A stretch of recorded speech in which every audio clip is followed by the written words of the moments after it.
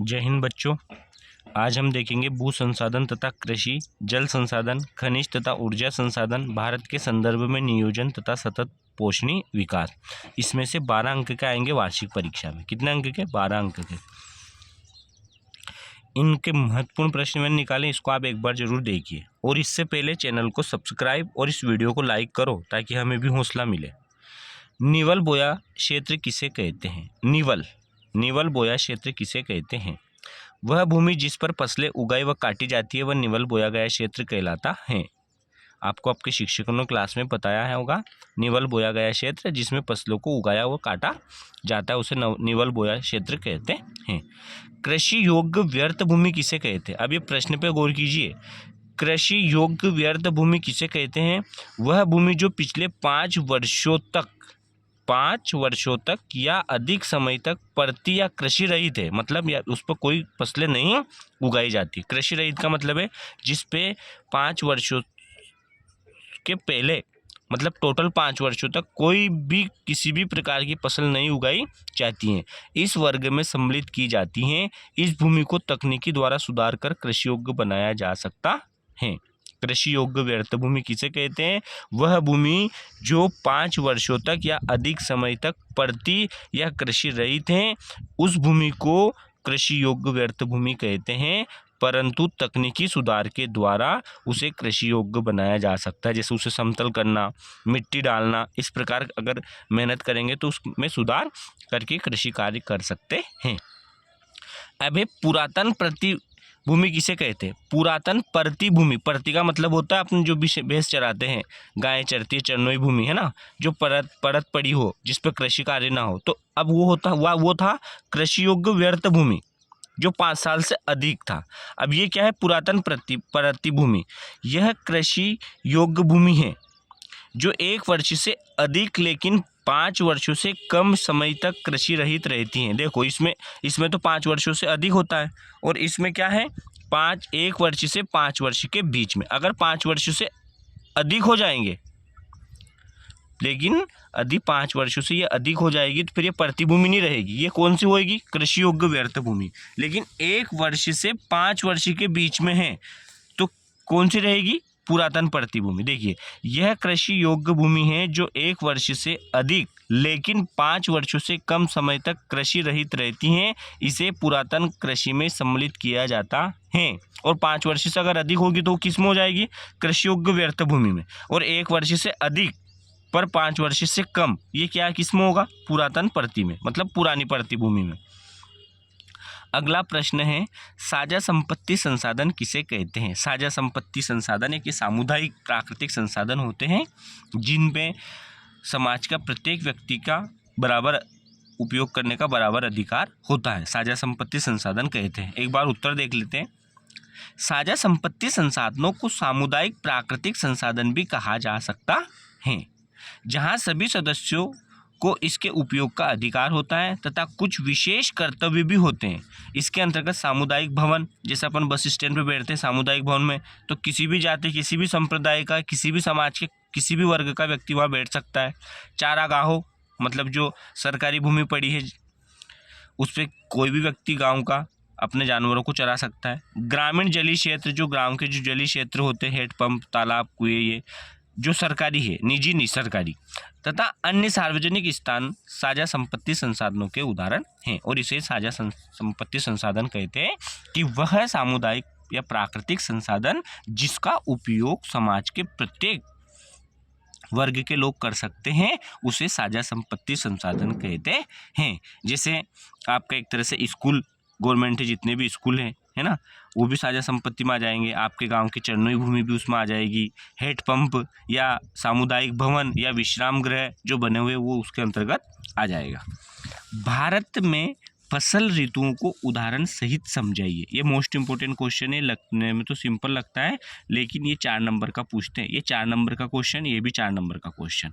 तो भारत में फसल ऋतुओं को उदाहरण सहित समझाइए। देखो 3 प्रमुख ऋतुएं हैं भारत में। 3 प्रमुख फसल ऋतुएं हैं, खरीफ की फसल, रबी की फसल व जायद की फसल। खरीफ की फसल किसे कहते हैं? देखो, रबी की फसल तो जो अभी हम गेहूं चने बोए उसको रबी कहते हैं, और खरीफ की फसल बोते हैं जो हमारे भारत में दक्षिण पश्चिमी मानसून आता है जिससे बारिश होती है, वर्षा होती है, उसके बाद जो फसलें बोई जाती है उसे हम मानसूनी फसलें या खरीफ की फसल कहते हैं।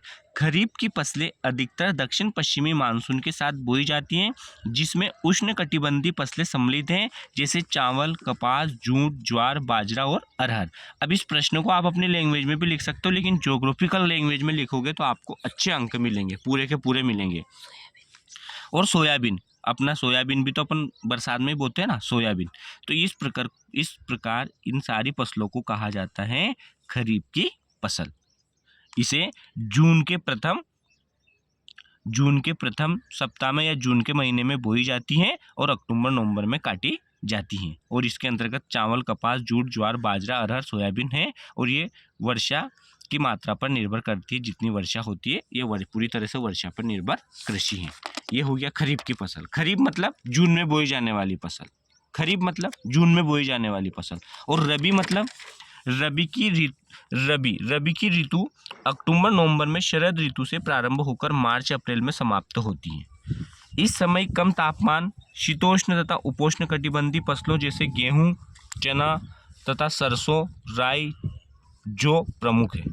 मैंने इसको राई के नाम से याद रख रखा था जब मैं पढ़ता था, ये मैं भूल जाता था बार बार। तो राई, रस है रबी और रस है राई, तो राई अभी बोलते हैं हम सरसों।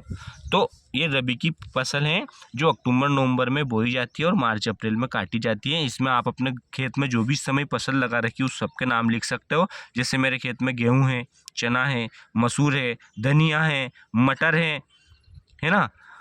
तो इन सारी फसलों को क्या कहेंगे? रबी की फसल। सरसों है तो इसको हम रबी की फसल कहेंगे। जायद की फसल, अब क्या है कि जायद की फसल वो फसल होती है जो ग्रीष्मकालीन फसल ऋतु में जो रबी की कटाई के बाद प्रारंभ होती है। मतलब अब बहुत सारे लोग सब्जी लगाने लग गए, बहुत सारे लोग भैंसों के लिए चारा बोने लग गए, सब्जियां लगाने लग गए, खीरा, ककड़ी, तो इन्हें कहा जाता है जायद की फसल। बहुत अच्छे से समझ में आ गया। खरीफ की फसल, रबी की फसल और जायद की फसल एक क्रम है। वर्षा से शुरू करो आप। वर्षा ऋतु में बोई जाती है खरीफ, वर्षा के बाद जब बारिश समाप्त हो जाती है तो उसमें रबी, और रबी के बाद बिल्कुल गर्मी पड़ती है रबी तो जायद की फसल। ये most very very important question है। भारत में स्वतंत्रता प्राप्ति के पश्चात कृषि विकास की महत्वपूर्ण नीतियों का वर्णन करें। 4 अंक का क्वेश्चन है और आपको बहुत अच्छे से करना है कि स्वतंत्रता प्राप्ति के बाद कृषि विकास की महत्वपूर्ण नीतियाँ, क्या क्या नीतियाँ बनाई।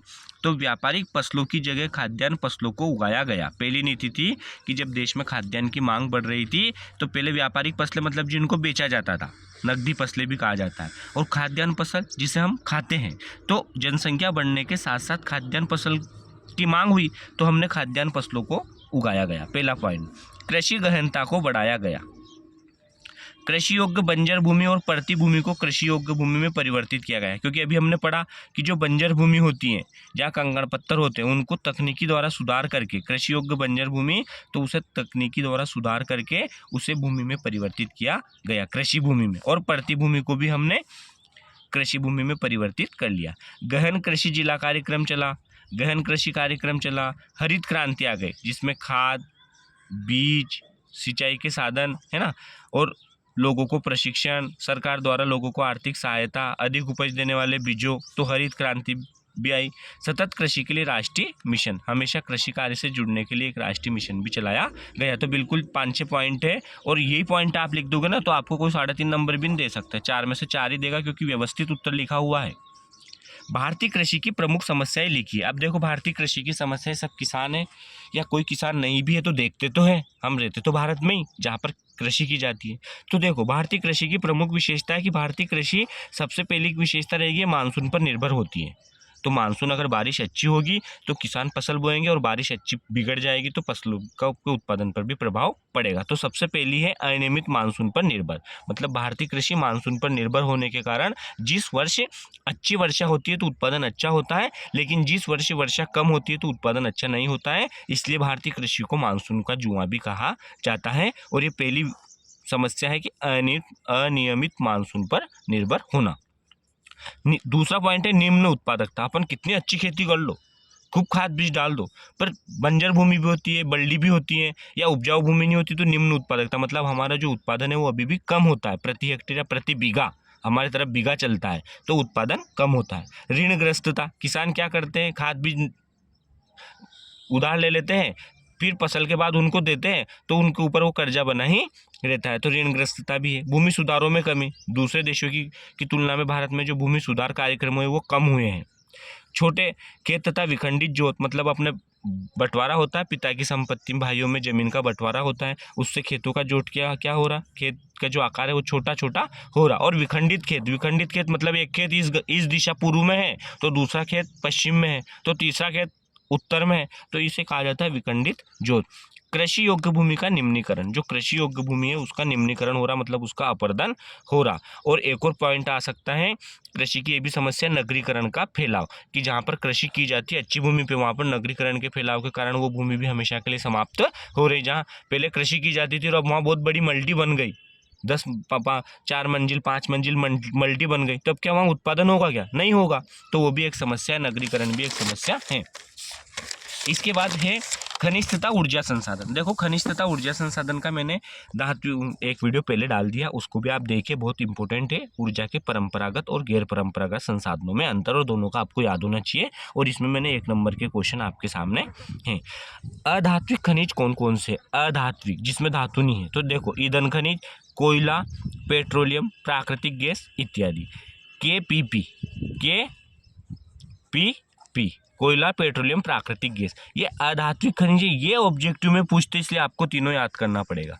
अन्य अधात्विक खनिज, जिसमें दूसरी श्रेणी के अधात्विक खनिज, माइका, चूना प्रस्तर, ग्रेफाइट, माइका को अभ्रक भी कहा जाता है, तो ये मोस्ट इंपॉर्टेंट क्वेश्चन है। अब देखो इन चारों पांचों के आपको नाम याद हैं तो सारे प्रश्न इनके द्वारा उत्तर आपको पता चल जाएगा। कोई अधात्विक खनिज के नाम लिखो तो कोयला लिख देना, पेट्रोलियम, प्राकृतिक गैस, माइका, चूना पत्थर, ग्रेफाइट। अब प्रश्न बनाया अधात्विक खनिज हैं, अब इनमें मैंने ऑप्शन दे दिया आपको, तांबा, बॉक्साइट, चूना पत्थर, मैग्नीज। तो देखिए आप इसमें अधात्विक खनिज है, अधात्विक खनिज की बात हो रही, कौन सा है, तो देखो तांबा भी नहीं हो सकता इसमें, देखो तांबा भी नहीं है। बॉक्साइट ये भी धात्विक है क्या बॉक्साइट, देखो आप कहीं भी, तो देखो यहाँ पे तांबा तो धात्विक है, उसमें धातु रहती है, बॉक्साइट भी में भी धातु रहती है, और मैग्नीज में भी, लेकिन चूना पत्थर में नहीं होती, ये चूना पत्थर, तो ये आंसर आ जाएगा चूना पत्थर। अधात्विक खनिज है चूना पत्थर।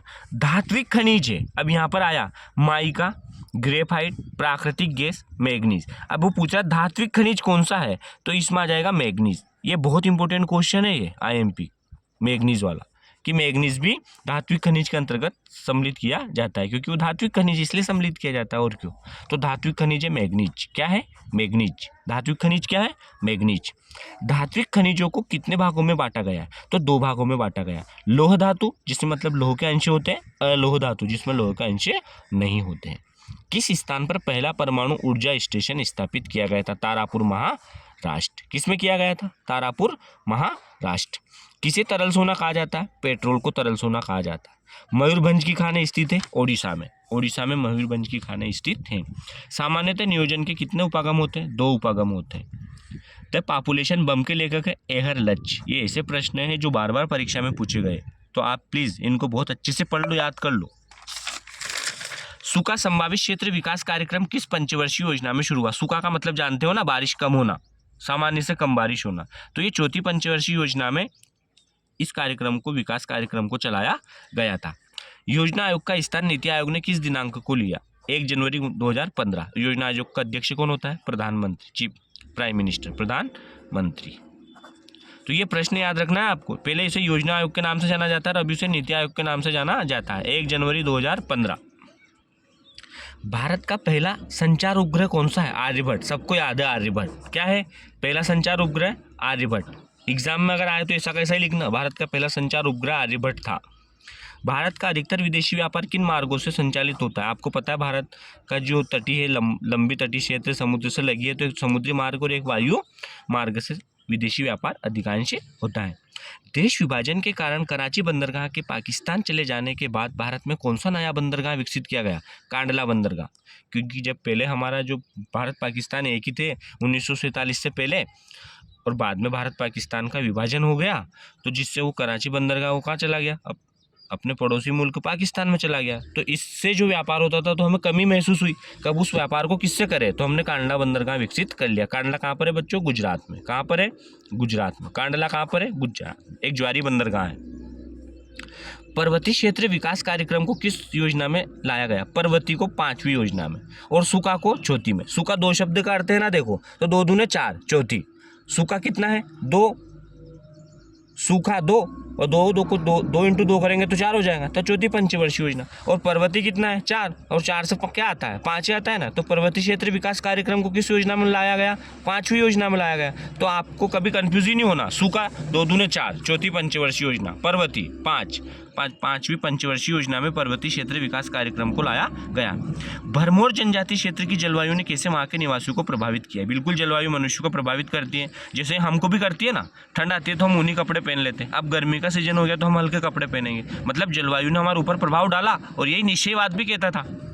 भरमौर जनजाति क्षेत्र की जलवायु कठोर है। कठोर मतलब मानव के अनुकूल नहीं है। आधारभूत संसाधन कम है और पर्यावरण भंगुर है। इन कारकों ने इस क्षेत्र की अर्थव्यवस्था और समाज को प्रभावित किया है। मतलब वहाँ का विकास बराबर नहीं हुआ है। इंदिरा गांधी नहर कमान क्षेत्र का सिंचाई पर क्या सकारात्मक प्रभाव पड़ा, सकारात्मक। इंदिरा गांधी नहर राजस्थान है ना, क्या सकारात्मक प्रभाव पड़ा, सकारात्मक मतलब अच्छा, मतलब अनुकूल, लाभदायक।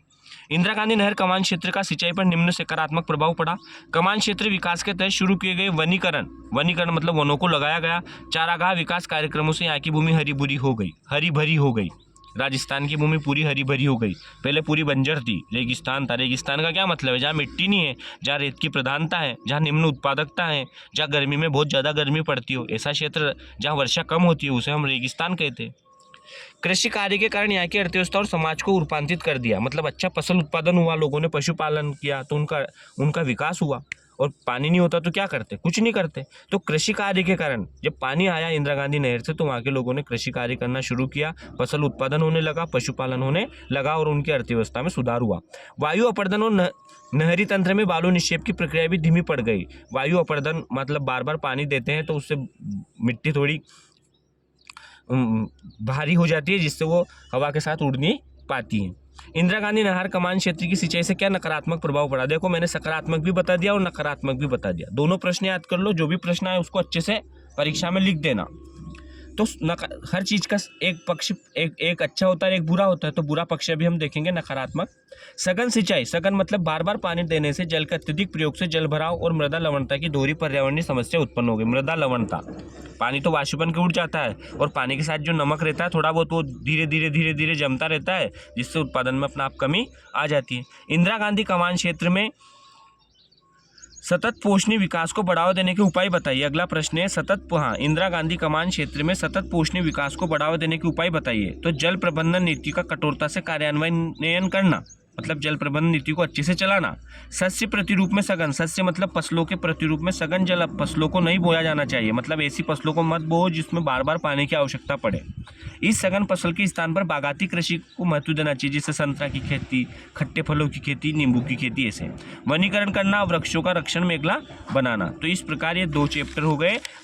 इसमें से जो 12 नंबर के प्रश्न पूछे जाएंगे ना आपके, उसमें से मैंने आपको 2 चैप्टर के बता दिए, भू संसाधन तथा कृषि और खनिज तथा ऊर्जा संसाधन, है ना। और भारत के संदर्भ में नियोजन तथा सतत पोषणीय विकास। अब है जल संसाधन, ये मैं आपको अगले वीडियो में बताऊंगा। परीक्षा आधे पेपर हो गए, आधे पेपर बचे हैं, उनकी बहुत अच्छे से तैयारी कीजिए। ऐसा मत सोचिए कि समय बहुत है, समय बहुत नहीं है, बहुत कम है। अच्छे नंबर लाने के लिए अच्छी कार्य योजना बनाना और उस कार्य योजना पर कार्य करना, उसे हम अच्छे नंबर की क्रियाविधि कहते हैं। धन्यवाद।